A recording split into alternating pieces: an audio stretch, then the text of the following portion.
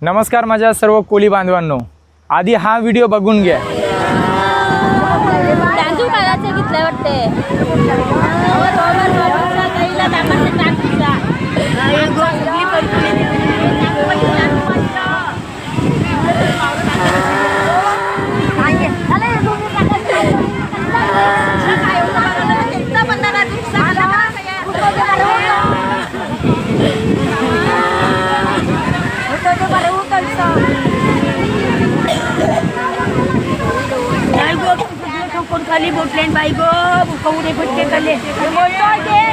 मित्रांनो, आमच्या गावातील जीजस बोट जेव्हा मासली उतरवण्यासाठी किनाऱ्यावर आली होती तेव्हा त्याचा नांगर खेचून ती किनाऱ्याच्या जवळ आली, म्हणजे मातीवरती लागायला पाहिजे होती।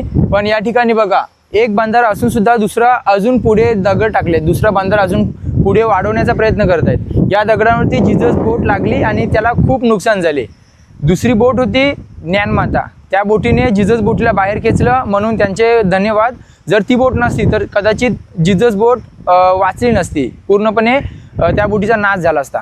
आपल्या गावातील पुढाकारी काय करतायत, जे आपले जेटी खराब झाले आहेत, चालण्यासाठी आम्हाला रस्ता नाही, ते रस्ते दुरुस्त करण्याच्या ऐवजी आपल्याला नको असलेले बंधारे ते टाकत आहेत। आपल्या परवानगीशिवाय हे काम चालू आहे।